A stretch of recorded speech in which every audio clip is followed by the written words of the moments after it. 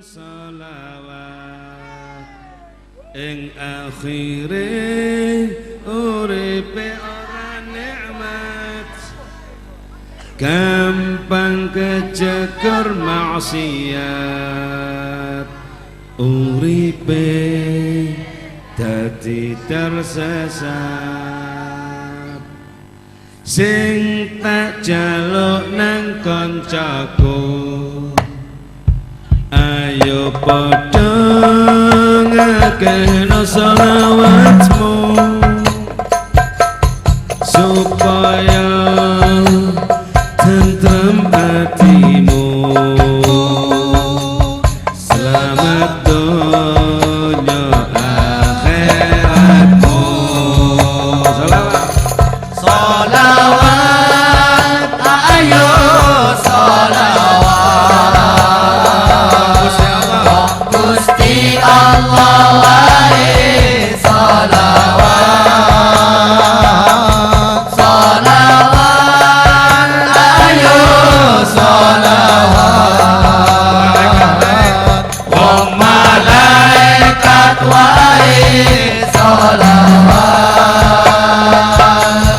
sholawat, ayo sholawat, wong Gusti Allah wae sholawat, sholawat, ayo sholawat, wong malaikat wae sholawat, NKRI harga mati, sholawat sampai mati, taubat sebelum mati, NKRI harga mati, sholawat sampai mati, taubat sebelum mati. Sholawat, ayo sholawat, wong Gusti Allah wae sholawat, sholawat, ayo sholawat, wong malaikat wae sholawat. sapa gelem ngakehno sholawat besok bakal entuk syafaat. Selamat dunya selamat akhirat.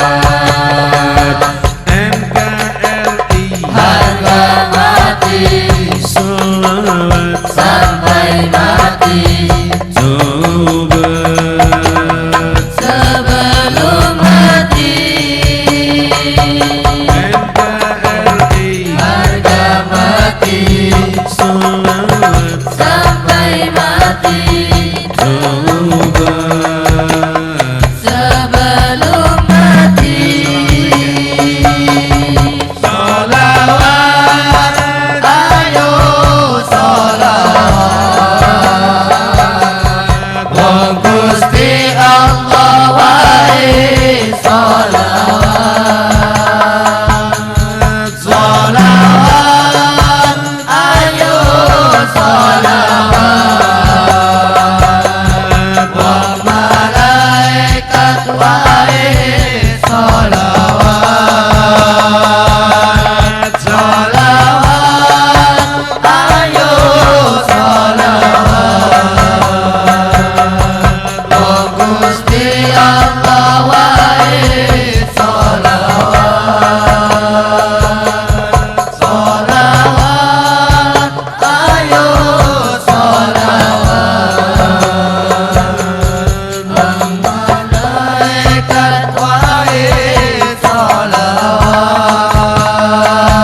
pengen sehat, ayo sholawat, pengen sugih, ayo sholawat, pengen lunas utange, ayo sholawat, pengen laris, ayo sholawat, judune Ayo sholawat, sholawat, ayo sholawat. Wong Gusti Allah wae sholawat, sholawat, ayo sholawat. Wong malaikat wae sholawat. NKRI Harga mati sholawat sampai mati, sahabat sebelum mati. NKRI Harga mati sholawat sampai mati, sahabat sebelum mati.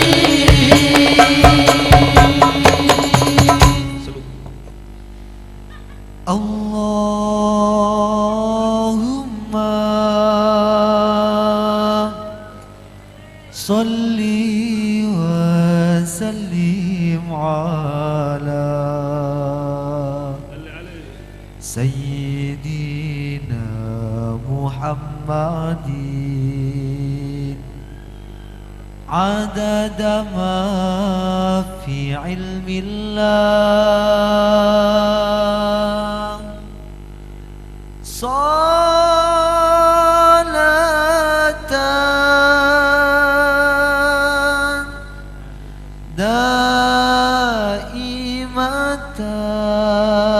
daimatan bidawami mulkillahi salatan daimatan bidawami mulkillahi.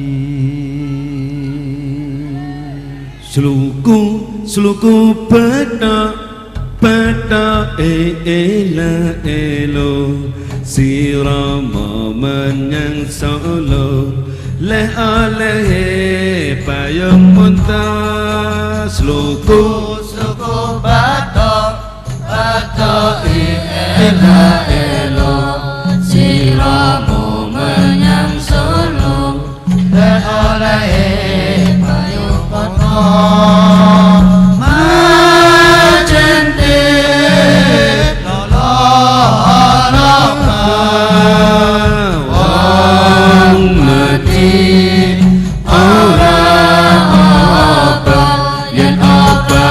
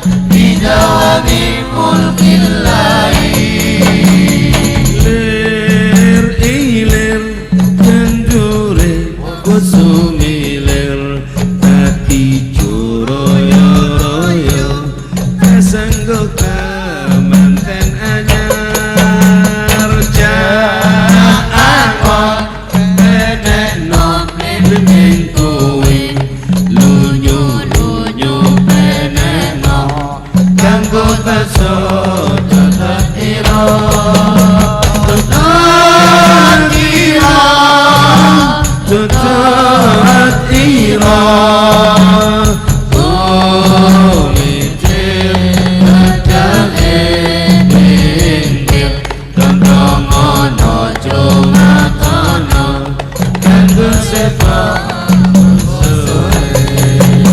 mumpung padang remulane ngomong jembatan alangane ya surat iya ya surat iya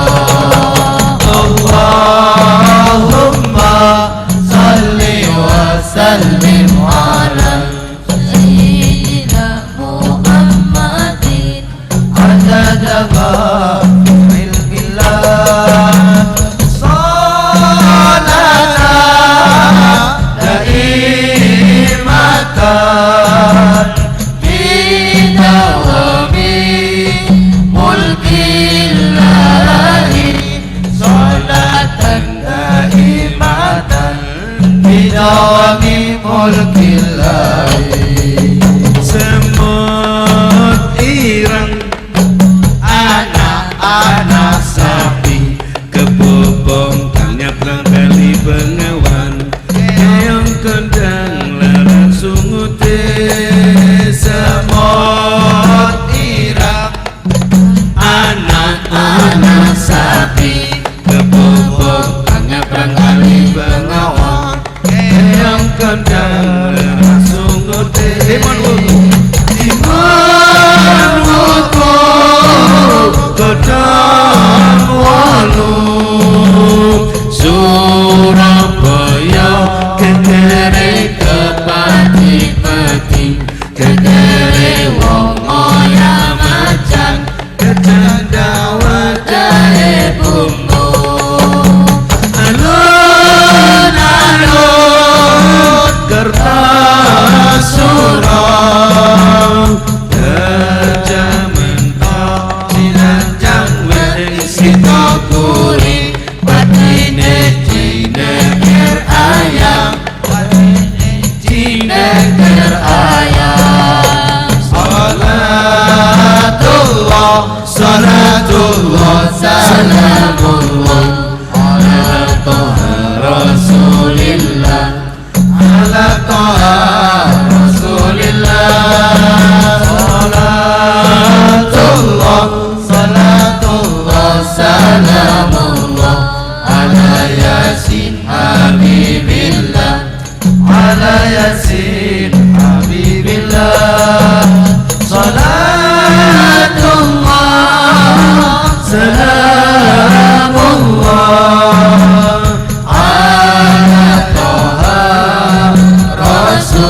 Rasulillah Salatullah Salamullah Ala Yasin Habibillah ya Allah ya Rahman ya sini Arif ya Allah ya Allah ya Rahman moga kami sekalian menjumpai masa depan bersinar penuh harapan semua yang kerasa Ya Allah ya Allah ya Rahman moga kami sekalian menjumpai masa depan bersinar penuh harapan untuk Mas Ainul Imam menjumpai masa depan ya, Masya Allah. Harus sakit, kami sekalian menjumpai masa depan bersinar penuh harapan. Ya Allah, Ya Allah, Ya Rahman, moga kami sekalian menjumpai masa depan bersinar penuh harapan. Ya Allah, Ya Allah, Ya Rahman, moga kami sekalian menjumpai masa depan bersinar penuh harapan. Ya Allah, Ya Rahman, moga kami sekalian menjumpai masa depan bersinar penuh harapan.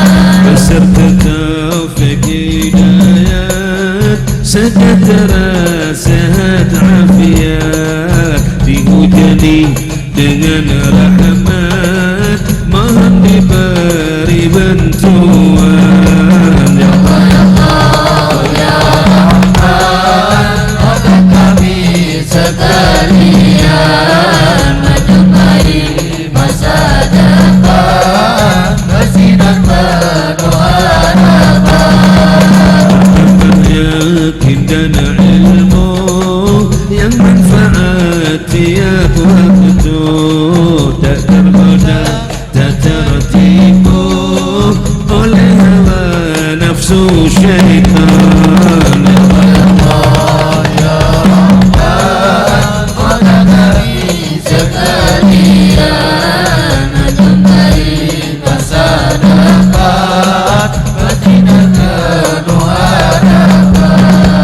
Menjunjung perintah Rabbi, taat hati pada Nabi, ulama kami hormati, wafatana dalam iman.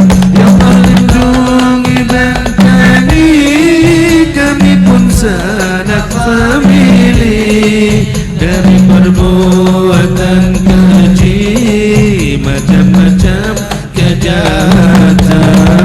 Ya Allah, Ya Allah, Ya Rahman, moga kami sekalian menjumpai masa depan bersinar penuh harapan. perlindungan kasih sayang, penjaga syaitan pembimbang, dosa kami tak terbilang, mudah diberi ampunan. Selain kamu ya Allah, Maha Pengasih Penyayang, maafkan orang bersalah, syafaat beri ampunan. Ya Allah, Ya Rahman, moga kami sekalian menjumpai masa depan bersinar penuh harapan. walaupun dosa bergunung, seribu salaut menggulung. Walaupun dosa bergunung, seribu salaut menggulung. Namun rahmat Maha Agung meliputi ahli iman. Meliputi ahli iman. Ya Allah, Ya Rahman, moga kami sekalian menjumpai masa depan bersinar penuh harapan. Dengan rahmat-Mu ya Rabbi dan syafaat kanjeng Nabi. Dengan rahmat-Mu ya Rabbi dan syafaat kanjeng Nabi, bebaskan masukan kami surga taman kenikmatan. Surga taman kenikmatan. Ya Allah, kalian menyintai masa depan bersinar penuh harapan. Amin ya Allah ya Rahman, amin ya Allah ya Rahman, amin ya Allah ya Rahman, amin ya wasi'al ghufran. Amin ya Allah ya Rahman, amin ya Allah ya Rahman, amin ya Allah ya Rahman, amin ya wasi'al ghufran, amin ya wasi'al ghufran, amin ya wasi'al ghufran. Masya Allah, barakallah.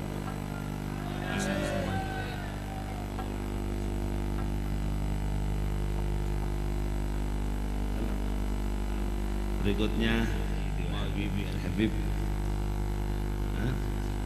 Habib Hasan Al-Drus fa'alaihi falyatafaddal mashkura. Allahumma salli ala Muhammad.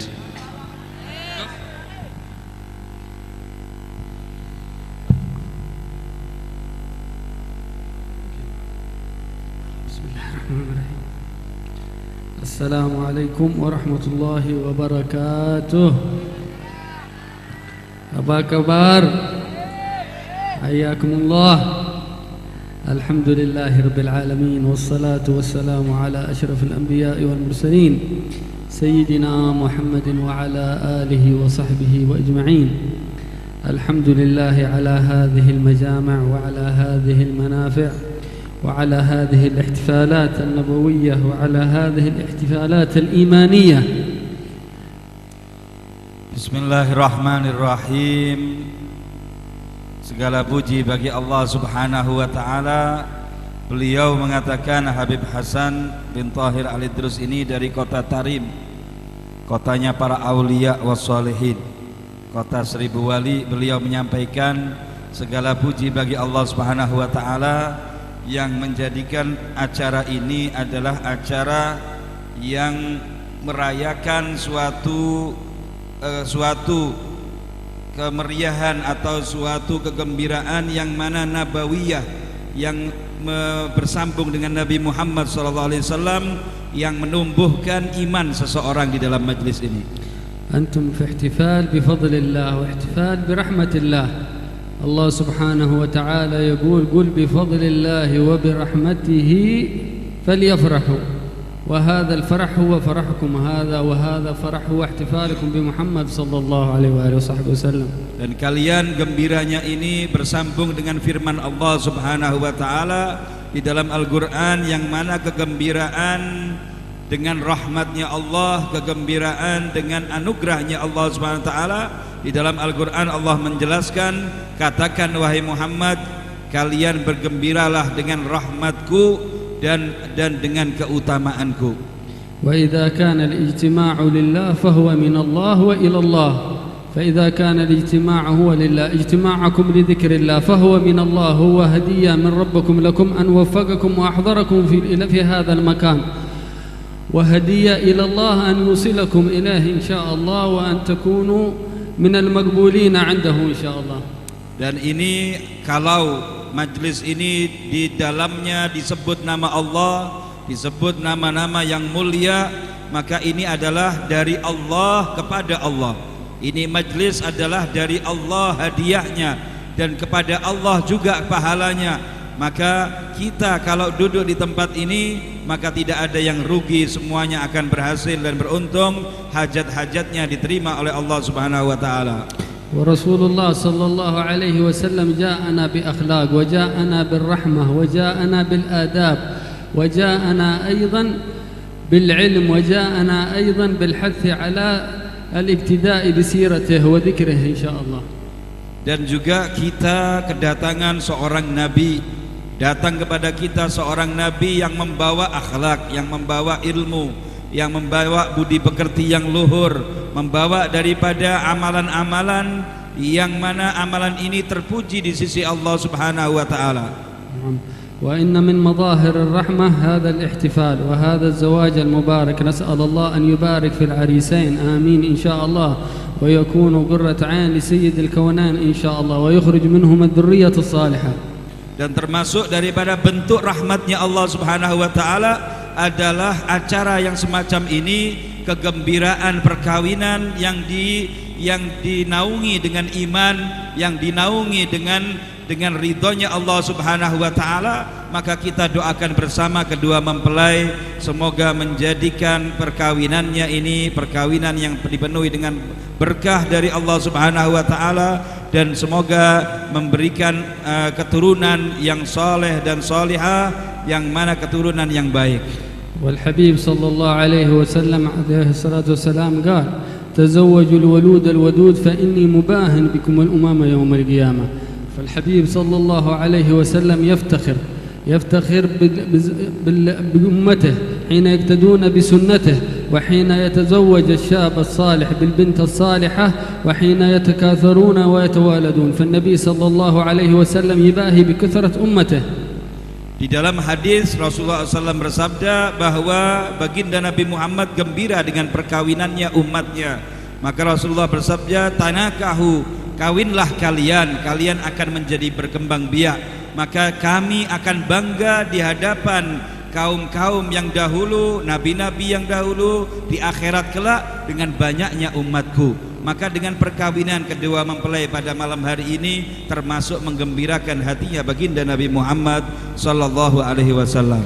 ونعمة الإسلام الحمد لله التي تحثنا على العفة وتحثنا على الطهارة، وأيضا الإيمان الذي هو يزداد بذلك، ويزداد أيضا بالأعمال الصالحات حتى يقوى الإيمان، وحتى يعتقد المؤمن بأن لا معبود ولا مقصود ولا مشهود إلا الله سبحانه وتعالى. Dan kenikmatan kita menjadi umat Islam, yang mana Islam ini menjadikan perkawinan adalah salah satu bentuk daripada rahmatnya Allah Subhanahu wa Ta'ala. Dengan kita kawin, maka dengan kita menjadikan perkawinan ini sebagai ibadah, maka setiap kali kita melakukan perkawinan itu menumbuhkan iman seseorang, menjadikan imannya menjadi lebih kuat dan menjadi lebih tebal. وإذا علم المؤمن وإذا علم الإنسان الصالح بأن لا معبود إلا الله فهل يشرك في عبادته أحد؟ فهل يرائي؟ فهل يعجب بعمله؟ والله سبحانه وتعالى هو الذي وفقه لهذا العمل. Maka kalau kita mengerti bahwa amal ini datangnya dari Allah Subhanahu wa Ta'ala, maka dianjurkan seseorang untuk berbuat dengan ikhlas.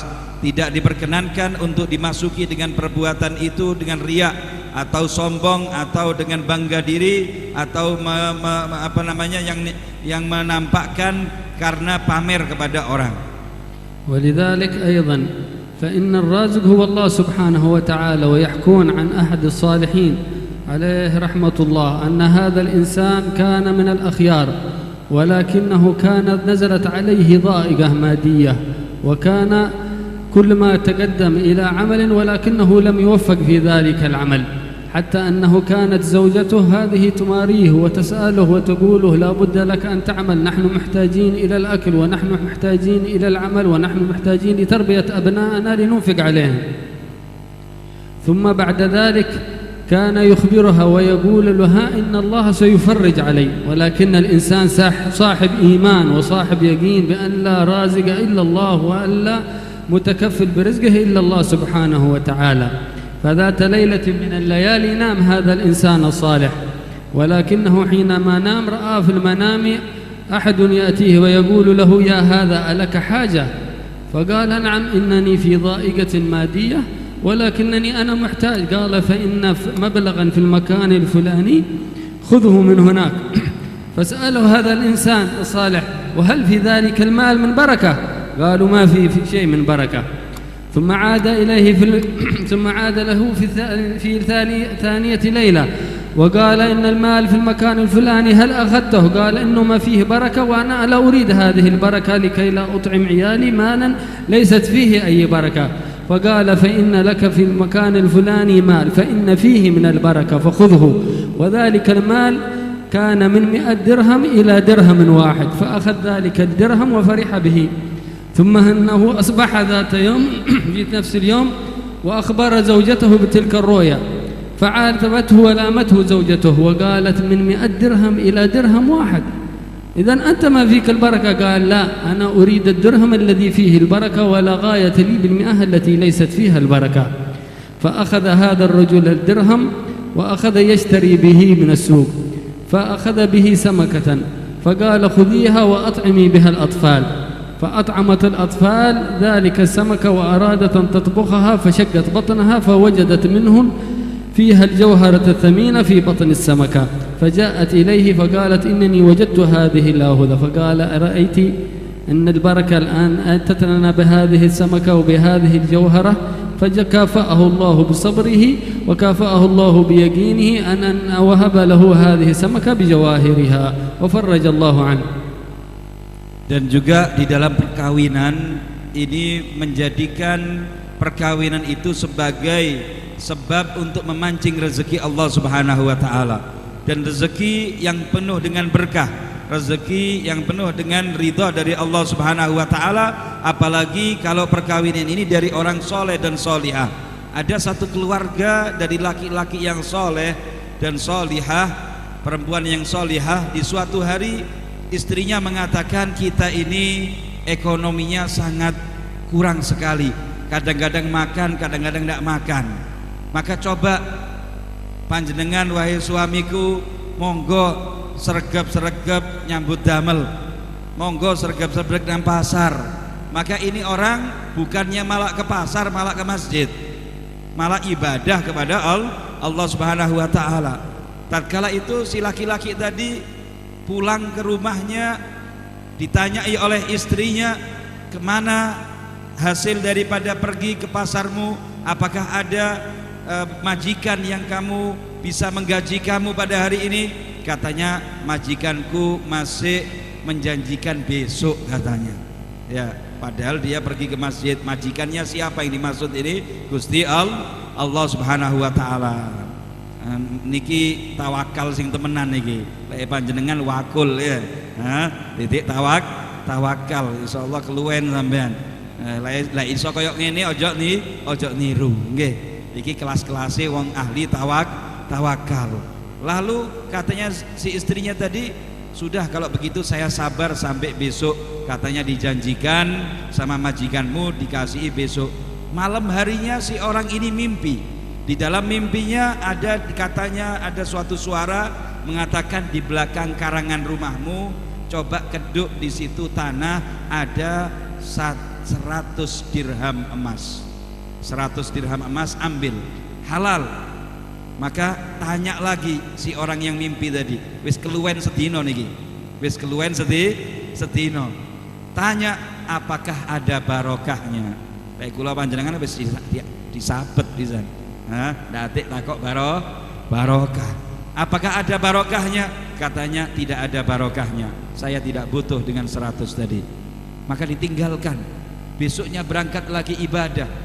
Katanya istrinya dikira ke pasar, ternyata ke masjid ibadah kepada Allah Subhanahu wa taala, hingga pulang tidak membawa apa-apa. Ditanya oleh istrinya, mana? Katanya janjinya, katanya besok, katanya majikanku dikasih lebih besar daripada yang dijanjikan kemarin. Mene dikai luwe akeh. Maka apa? Malamnya bermimpi lagi, ada di karanganmu sekarang ini 10 dirham emas. Mudun, ndak 100 meneng tapi 10. Berkah itu 10, tidak berkah. Saya ndak butuh dengan 10 yang tidak berkah. Ditinggalkan. Ngomong kepada istrinya besoknya, ndak kuat bojone iki balak-balik murang-muring, nggih, keluwen. Di mimpinya tadi diceritakan, bodoh sampean iki, wis atuk 100 ndak dijupuk, 100 dirham emas ndak dijupuk. Sampeyan sing ndak duwe berkah, ya. Jadi bojone napa? Sampeyan sing ndak berkah. Wis sauten ae, berkah ndak berkah wis jubuken wis, ya. Lek ngono bojoku iki ndak berkah iki. Nggih. Akhirnya besoknya terakhir malam bermimpi ada 1 dirham. Adakah berkah di situ? Ada berkah di situ. Itu yang saya ambil.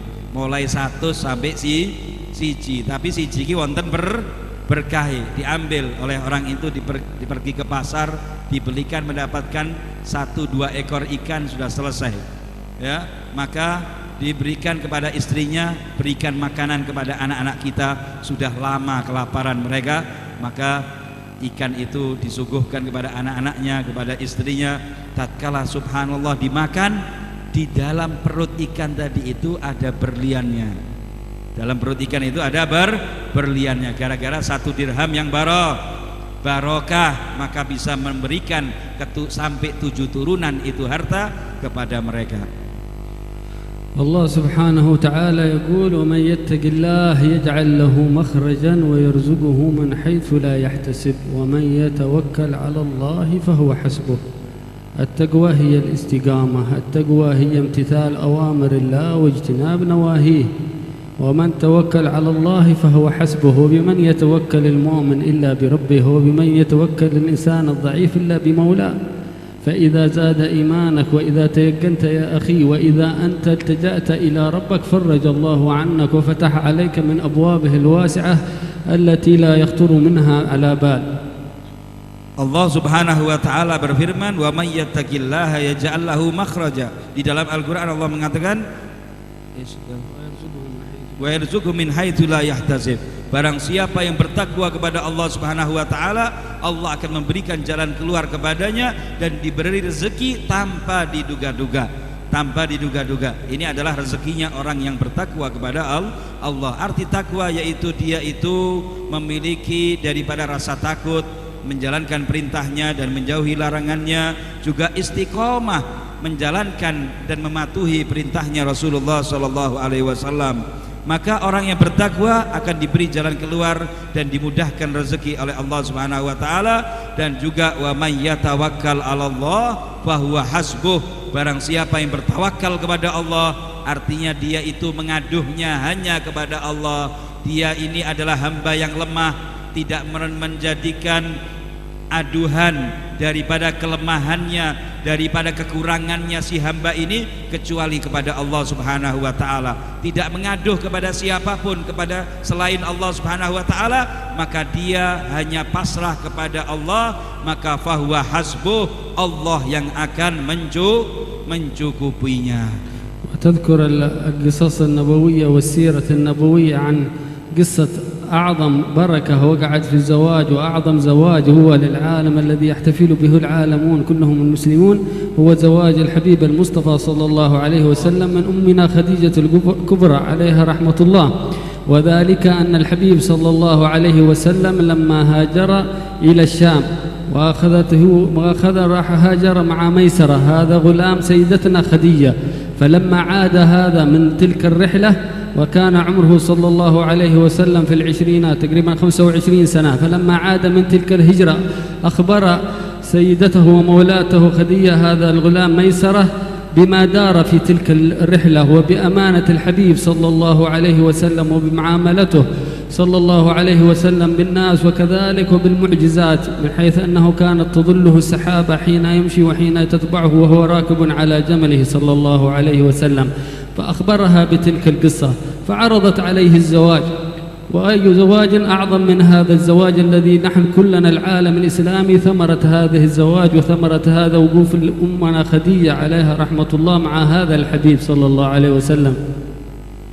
Dan juga kita mengingat dan mengenang untuk mengambil berkah di dalam acara ini, yaitu cerita tentang perkawinan yang termulia, perkawinan yang teristimewa yang terjadi di alam dunia ini, yaitu perkawinan baginda kita Kanjeng Nabi Muhammad SAW dengan Khadijatul Kubra, As-Sayyidatul Khadijatul Kubra, yang mana sebelum perkawinan itu terjadi, si istri tadi ini yaitu Siti Khadijatul Kubra, calon istri itu melihat Nabi Muhammad bukan gara-gara sugihnya, bukan gara-gara ketampanannya dan lain sebagainya, tapi yang dilihat oleh Siti Khadijah ini akhlaknya Nabi Muhammad SAW. Beliau Siti Khadijah ini adalah saudagar kaya yang mana baginda Nabi Muhammad mengambil modal harta daripada Siti Khadijah dan dibawa pergi ke negeri Syam untuk diperdagangkan, untuk diperjualbelikan, hingga Siti Khadijah membawakan satu budak laki-laki yang bernama Maisarah untuk perjalanan Rasulullah SAW ke negeri Syam. Sampai di negeri Syam, terdapatkan di situ akhlaknya Nabi yang luar biasa, amanatnya tidak pernah curang, tidak pernah menipu, tidak pernah bercakap bohong, berbicara bohong kepada pelanggannya, hingga semuanya itu diceritakan kepada Siti Khadijah tentang akhlak perdagangannya Nabi Muhammad SAW.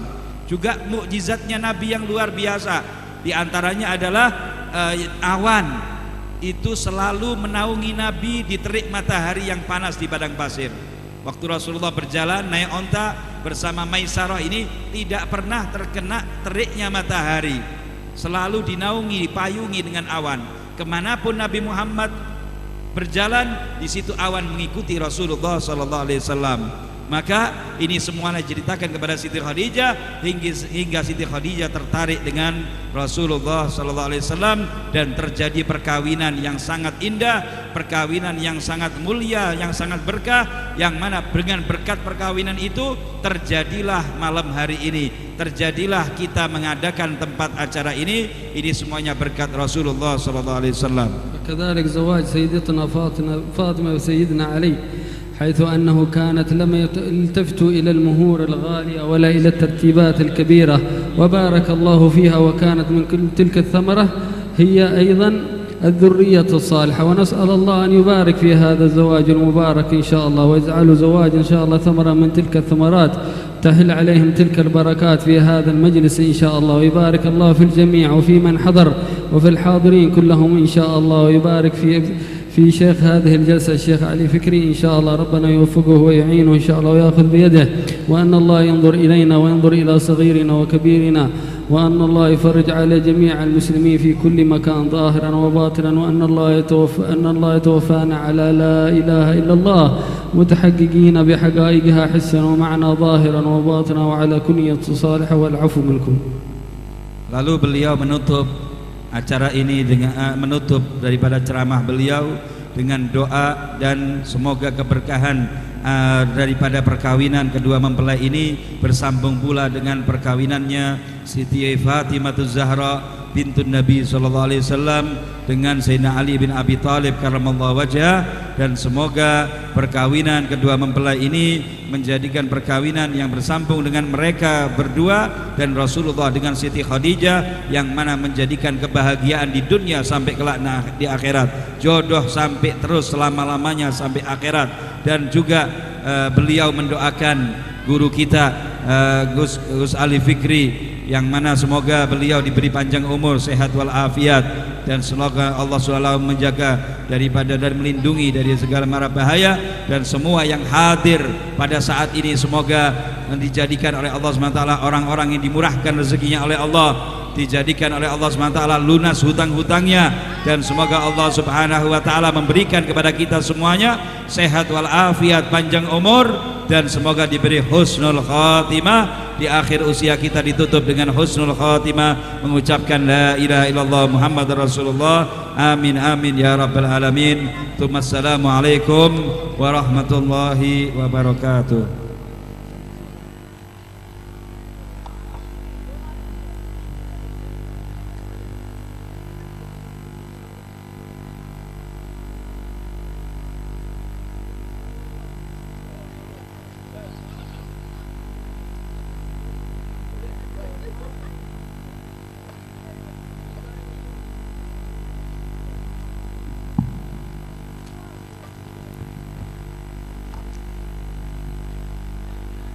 يرتاح قلبي إذا حد قد ذكر فاطمة بنت النبي المصطفى أنوارنا الدائمة أمست بأبحر معارف ربها علما هي ذخرنا هي جلال للسحب القائمة يرتاح قلبي إذا حد قد ذكر فاطمة بنت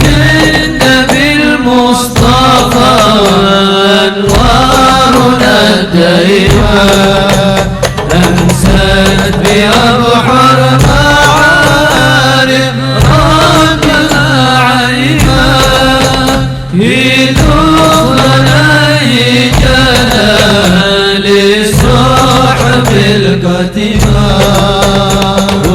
ونورها في المعالي دوب متلطمة أيامها والليالي صايمة قايمة تحت الرعاية من طه نشت عزمة لها تبتل إلى المولى غدت هيمة يرتاح قلبي إذا عقدتك الفاطمة بالنبي المصطفى أنوارنا دائما أمسك بأبحر معارف ربها علما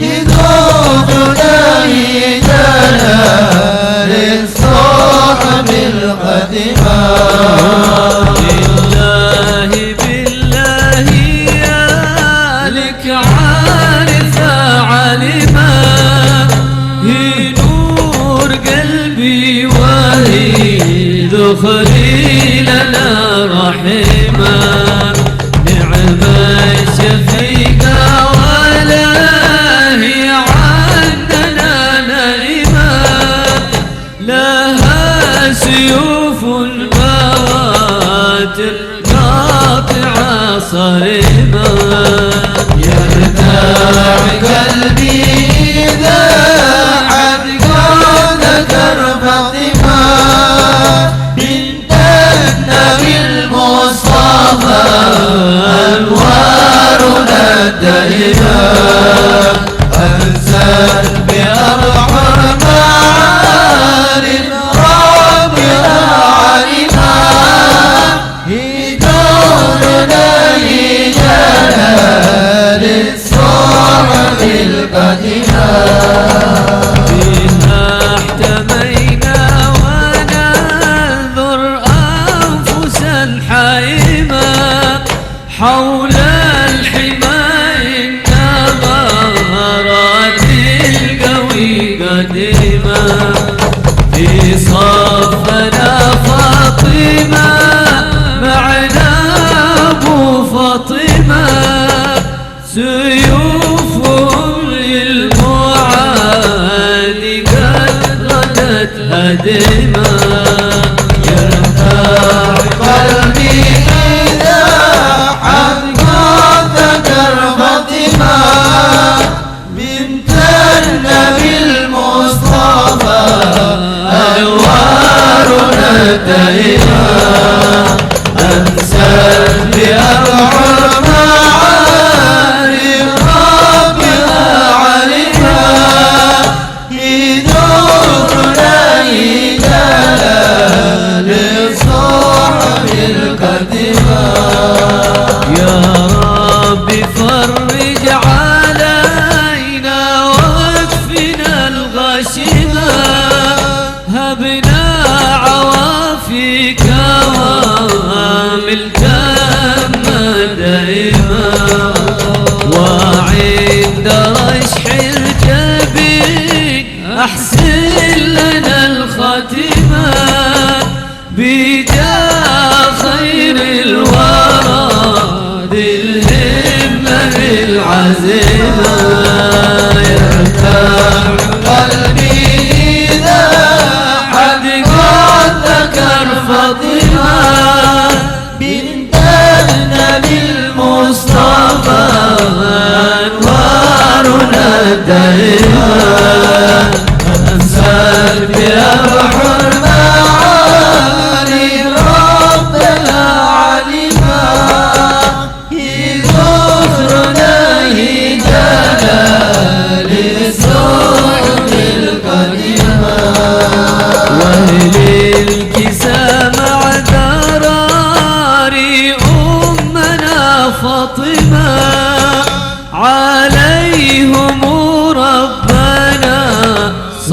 صلاتك دائما ولي وصحبه وهيل النية الجزمة ومن تبعهم دخل في الفرقة الغنيمة يرتاح قلبي إذا عنكم ذكر فقيما بنت النبي المصطفى أنوارنا دائما أمسى بأبحر المعارف ربنا علما نورنا لجلال الصوت مرقدها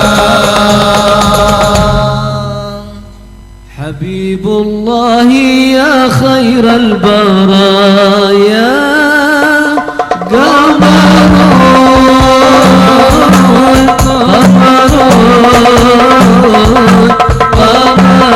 سيدنا النبي قمر وجميل وجميل سيدنا النبي وجميل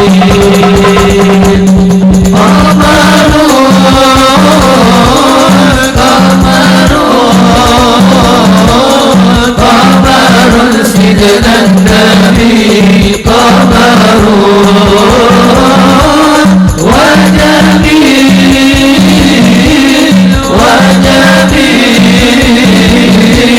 وجميل سيدنا النبي وجميل ولا ظل له بل كان نورا جمال الشمس منه والبدورا ولا ظل له بل كان نورا جمال الشمس منه والبدورا ولم يكن الهدى لولا ظهورا ولم يكن الهدى لولا ظهورا ولم يكن الهدى لولا ظهورا وكل الكون أنا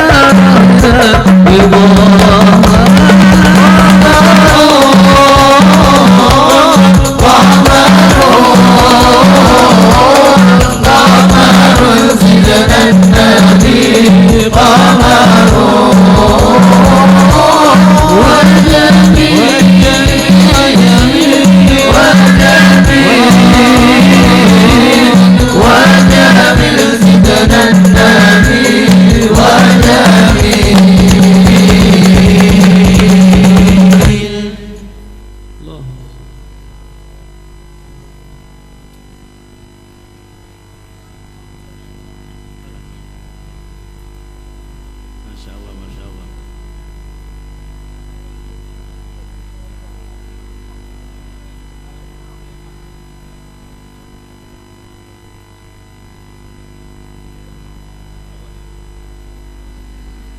Kita baca Fatihah dulu untuk semua yang hadir. Mudah-mudahan semua yang hadir malam hari ini hajatnya dikabulkan oleh Allah Subhanahu wa taala.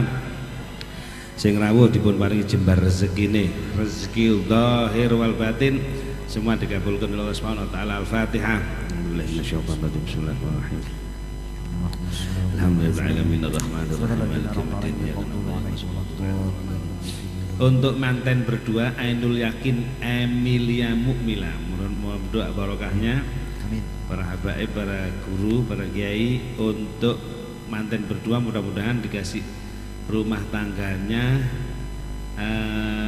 damai, turkun, tentram, semoga berjodoh dunia akhirat. Masya Allah, ini adalah pernikahan yang pertama dan yang terakhir. Moga-moga Mas Ainul tidak rabi malih, jodoh sampai mati ya, gimana? Kemudian diamanai banyak keturunan. Wah, cita-citanya bagus ya. Ini Mas Ainul mana? Kepingin punya turunan yang banyak. Ngoyok itu ya, Masya Allah. Anak yang soleh soleha, serta kabul semua hajatnya. Dan mudah-mudahan mantannya ditakdir naik haji. Al-Fatihah. Alhamdulillah.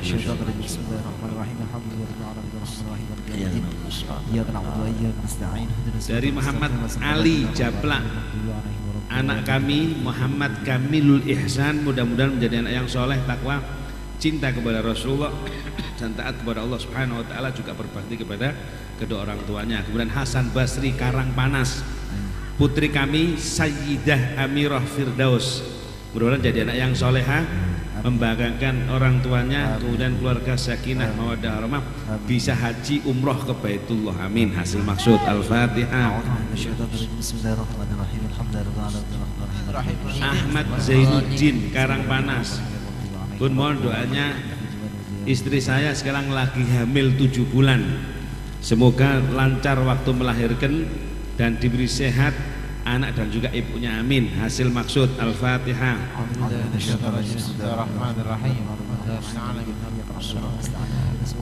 Dewi Mukarramah Keranggan, semoga semoga mendapat jodoh yang soleh. Belum ini berarti ya.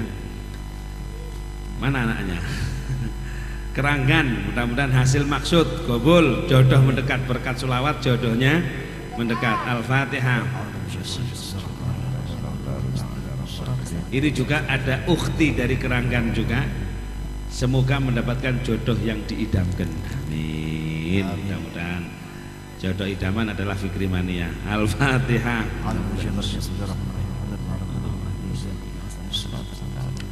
Ukhti di Keranggan lagi, mudah-mudahan dikasih lancar ujiannya dan semoga jodoh dunia akhirat. Wah, jodoh tak ya, Masya Allah. Keranggan hasil maksud. Al-Fatihah. Nasihati para Rejo Khol, hamba Allah Khol, Ibu Saropa Karangpanas Khol, kemudian Halimah Karangrejo, semoga banyak umur, lancar rezeki, selamat dunia akhirat. Hajar Rohmah Kanyang Karangpanas, supaya panjang umur, barokah manfaat. Al-Fatihah. Mudrikah Paras, panjang umur, rizki. Kemudian Fathur Rozi Japlak, semoga istri kami melahirkan dengan selamat, diparingi gangsar, anak soleh soleha, mudah-mudahan anak saya besok apal Quran, lancar rezeki barokahnya insyaallah. Kemudian Saropa Karanganyar, semoga panjang umur, lancar rezeki, hamba Allah Khol. Kemudian Zubaidah Klinter, suami saya lagi sakit yang bernama Abdurrahman, biniati syifa, cepat sembuh. Al-Fatihah.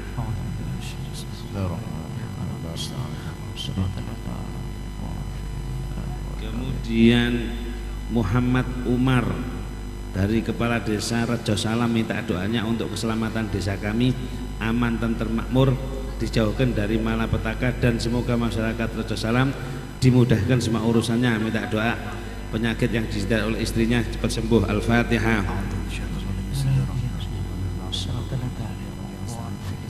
Dari Haji Husairi, tuan rumah Japlak, minta doa semoga keluarganya diberi sehat dan dijauhkan dari balak, fitnah, musibah. Al-Fatihah.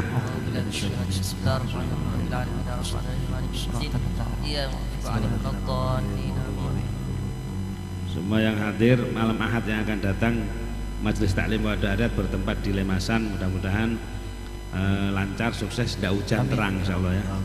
Nanti diterangkan seluku-seluku batok. Al-Fatihah.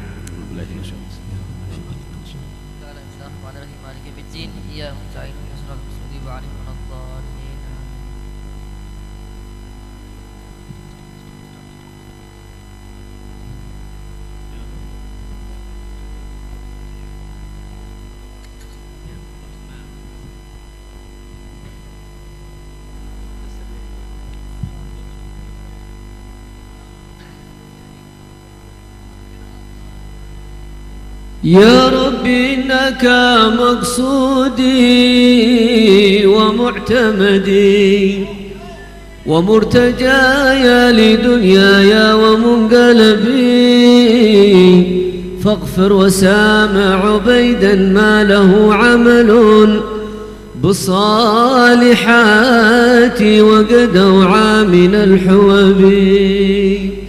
لكنه تائب مما جناه وقد أتاك معترفا يخشى من الغضب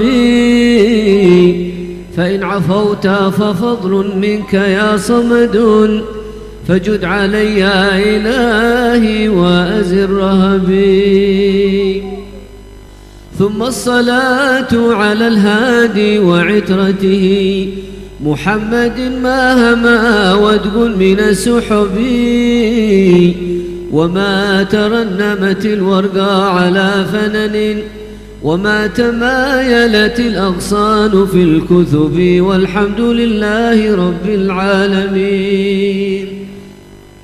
الله الله الله الله يا الله الله الله الله يا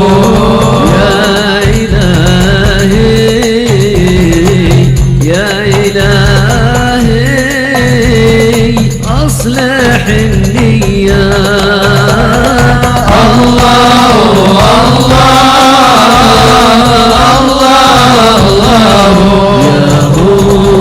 الله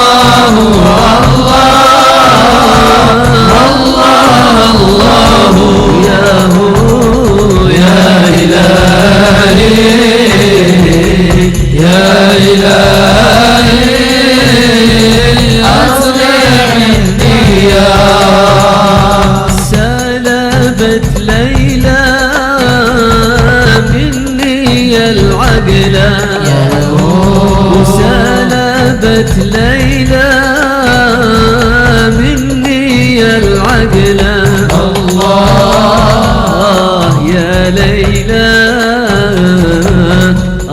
يا ليلى يا ليلى ارحم القتلى الله الله الله يا الله الله يا إلهي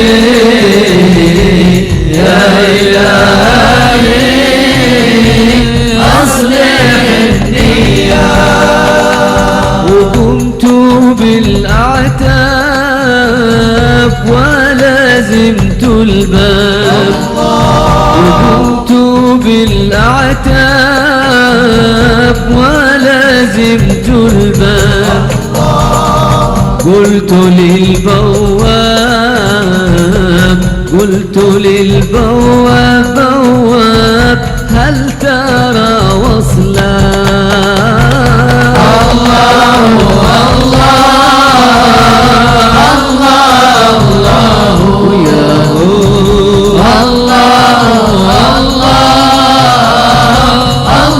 الله يا الله يا إلهي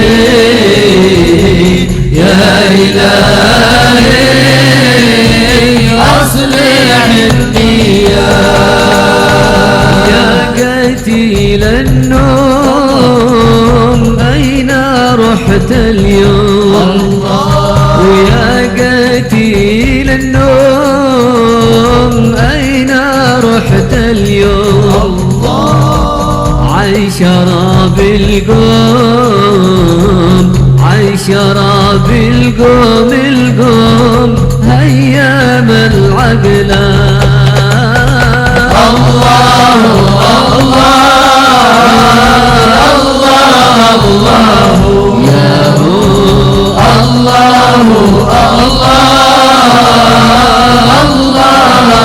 الله يا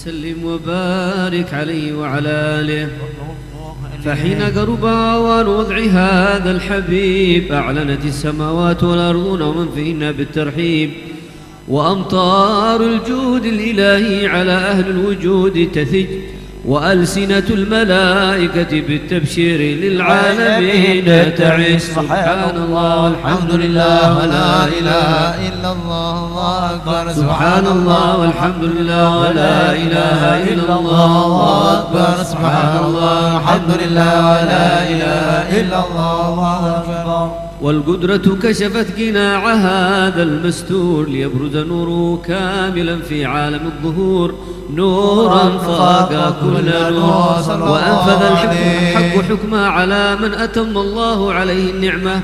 من خواص الأمة أن يحضر عند وضعه أمة تأديسا لجنابها المسعود، ومشاركة لها في هذا الصمام الممدود. فحضرت بتوفيق الله سيدة مريم والسيدة آسيا ومعهما من الحور العين من قسم الله لهم من الشرف للقسمة الوافية. فأتى الوقت الذي رتب الله على حضور وجود هذا المولود، فانفلق صبح الكمال من النور عن عمود، وبرز الحامد المحمود مذعلا لله بالتعظيم والسجود. صلى الله على محمد صلى الله عليه وسلم، صلى الله على محمد صلى الله عليه وسلم. يا نبي سلام عليك، يا رسول سلام عليك، يا حبيب سلام عليك، يا رسول الله صلوات الله عليك، يا نبي سلام عليك، يا رسول سلام عليك، يا حبيب سلام عليك، يا رسول الله صلوات الله عليك. الكون ابتهاجا بوجود المصطفى أحمد، ولأهل الكون أنس برسول الله، وسرور قد تجدد. يا نبي سلام عليك، يا رسول سلام عليك، يا حبيب سلام عليك، يا رسول الله صلوات الله عليك. اقربوا يا أهل المثاني، فهذا اليمن غرب، واصطضيوا بجمال برسول الله، وكفي الحسن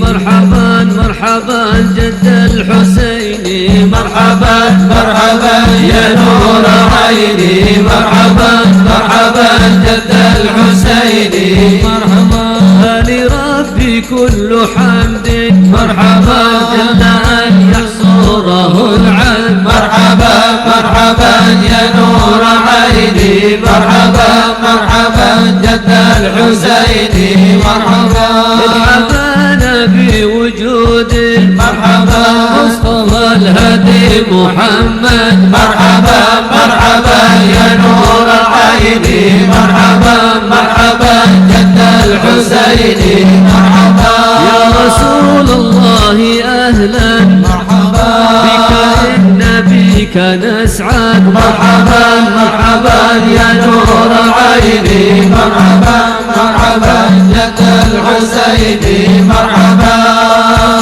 ربي فاغفر لي ذنوبي يا الله بركة الهادي محمد يا الله ربي فاغفر لي ذنوبي يا الله بركة الهادي محمد يا الله وفي جاه يا إلهي يا الله وجابا لكل مقصد يا الله ربي فاغفر لي ذنوبي يا الله بركة الهادي محمد يا الله واهدنا نهجى سبيله يا الله كي به نسعد ونرشد يا الله ربي فاغفر لي ذنوبي يا الله بركة الهادي محمد يا الله ربي بلغنا بجاهه يا الله في جوار خير مقعد يا الله ربي فاغفر لي ذنوبي يا الله بركة الهادي محمد يا الله وصلاة الله تقشى يا الله إشراف الرسل محمد يا الله ربي فاغفر لي ذنوبي يا الله بركة الهادي محمد يا الله وسلام مستمر يا الله كل حين يتجدد يا الله ربي فاغفر لي ذنوبي يا الله بركة الهادي محمد يا الله اللهم صل وسلم وبارك عليه وعلى آله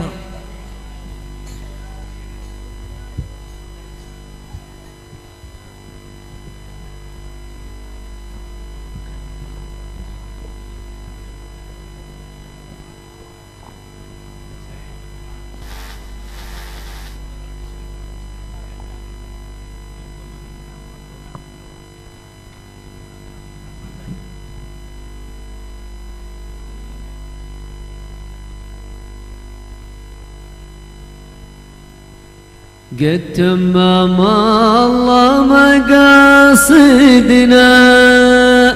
قد تمم الله مقاصدنا وزال منا جميع الهام وزال منا جميع الهام قد تمم الله مقاصدنا وقد تمم الله مقاصدنا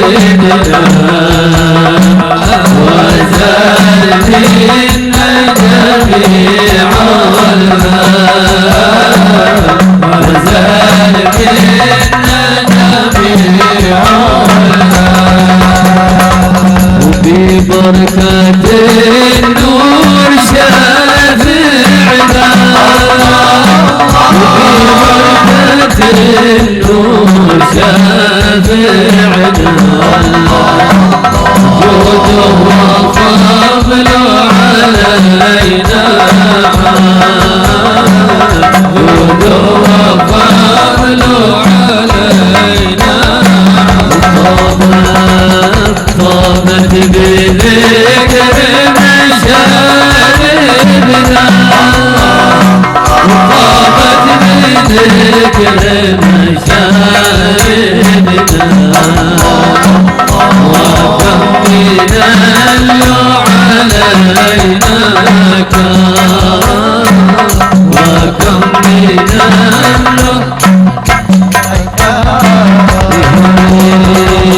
وليلة الصفا قد صفات معنا وليلة الصفا قد صفات معنا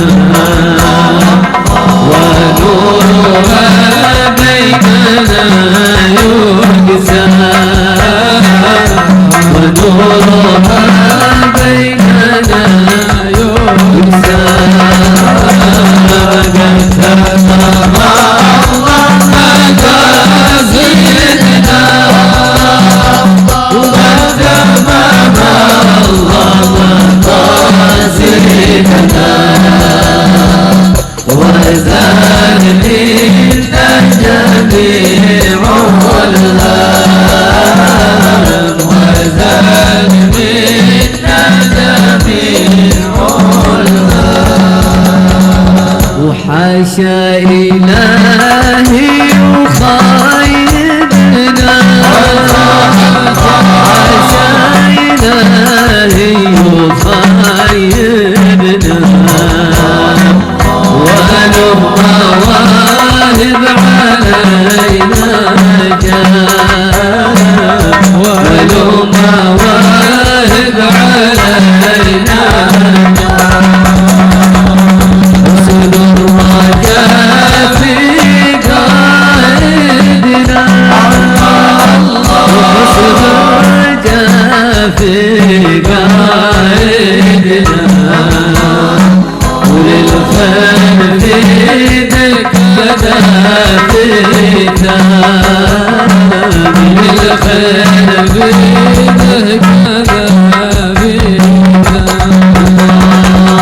عسى بفضل يعاملنا وعسى بفضل يعاملنا من العطاب والغضب نازلا من العطاب والغضب نازلا تمم الله مقاصدنا تمم الله مقاصدنا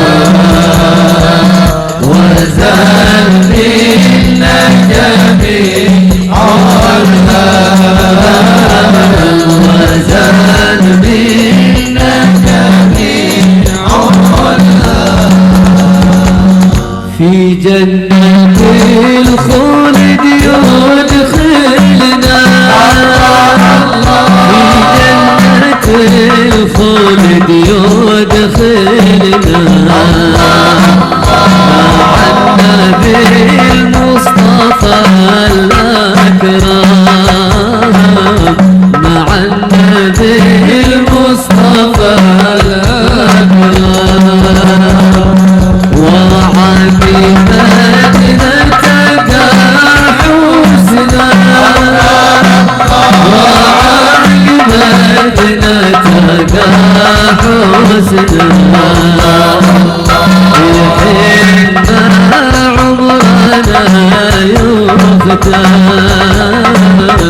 في حين عمرنا يومنا تمم الله مقاصدنا تمم الله مقاصدنا وزال منا جميع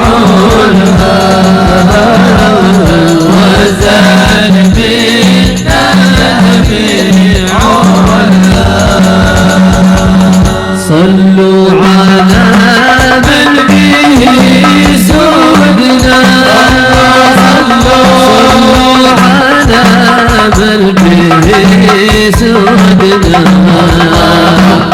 على فصيح كذا عجاب على فصيح كذا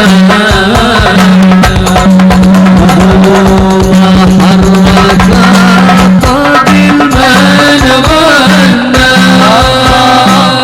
وحرك طبيب من غنى ونحب الصوت وترنى ونحب الصوت وترنى تمم الله مقاصدنا تمم الله مقاصدنا وزال منا جميع الهم وزال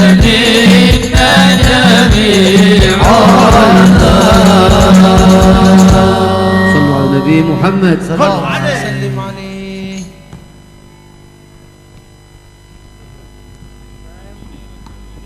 بسم الله الرحمن الرحيم. الحمد لله رب العالمين. اللهم صل وسلم على سيدنا محمد في الأولين.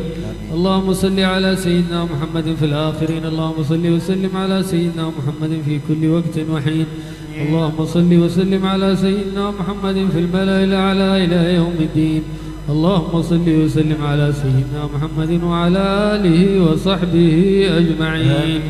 ولما نظم الفكر من دراري الأوصاف المحمدية عقودا توجهت إلى الله متوسلا بسيدي وحبيبي محمد صلى الله عليه وسلم أن يجعل سعي فيه مشكورا وفعلي فيه محمودا، وأن يكتب عملي في الأعمال المقبولة وتوجهي في التوجهات الخالصة والصلات الموصولة.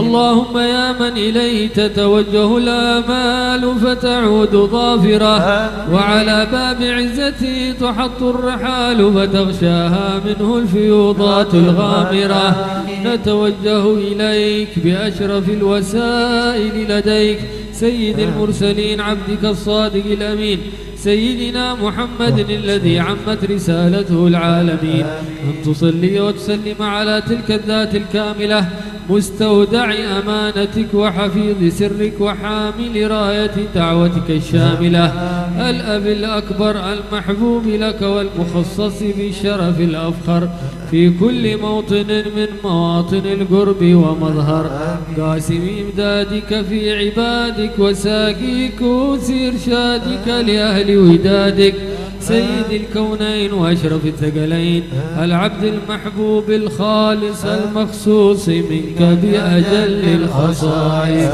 اللهم صل وسلم عليه وعلى آله وأصحابه وأهل حضرة اقترابه من أحبابه. اللهم إنا نقدم إليك جاه هذا النبي الكريم ونتوسل إليك بشرف مقامه العظيم أن تلاحظنا في حركاتنا وسكناتنا بعين عنايتك، وأن تحفظنا في جميع أطوارنا وتقلباتنا بجميل رعايتك وحصين وقايتك، وأن تبلغنا من شرف القرب إليك وإلى هذا الحبيب غاية آمالنا، وتتقبل منا ما تحركنا فيه من نياتنا وأعمالنا، وتجعلنا في حضرة هذا الحبيب من الحاضرين وفي طرائق اتباعه من السالكين، ولحقك وحقه من المؤدين ولعهدك من الحافظين. اللهم إن لنا أطماعا في رحمتك الخاصة فلا تحرمنا، وظنونا جميلة هي وسيلتنا إليك فلا تخيبنا. آمنا بك وبرسولك وما جاء به من الدين، وتوجهنا به إليك مستشفعين أن تقابل المذنب منا بالغفران، والمسيء بالإحسان، والسائل بما سأل، والمؤمل بما أمل، وأن تجعلنا ممن نصر هذا الحبيب ووازره ووالاه وظاهره، وعم ببركته وشريف وجهته أولادنا ووالدينا وأهل قطرنا ووادينا وجميع المسلمين والمسلمات والمؤمنين والمؤمنات في جميع الجهات، وأدم راية الدين القويم في جميع الأقطار منشورة، ومعالم الإسلام والإيمان بأهلها معمورة معنا ومنصورة. واكشف اللهم كربة المكروبين، واقض دين المدينين، واغفر للمذنبين، وتقبل توبة التائبين، وانشر رحمتك على عبادك المؤمنين أجمعين واكف شر المعتدين والظالمين وابسط العدل بولاة الحق في جميع النواحي والأقطار وأيدهم بتأييد من عندك ونصر على المعاندين من المنافقين والكفار واجعلنا يا رب في الحسن الحصين من جميع البلايا واجعلنا يا رب في الحسن الحصين من جميع البلايا واجعلنا يا رب في الحسن الحصين من جميع البلايا وفي الحرز المكين من الذنوب والخطايا وأدمنا في العمل بطاعتك والصدق في خدمتك قائمين وإذا توفيتنا فتوفنا مسلمين مؤمنين واختم لنا منك بخير أجمعين وصل وسلم على هذا الحبيب المحبوب للأجسام والأرواح والقلوب وعلى آله وصحبه ومن إليه منسوب وآخر دعوانا الحمد لله رب العالمين.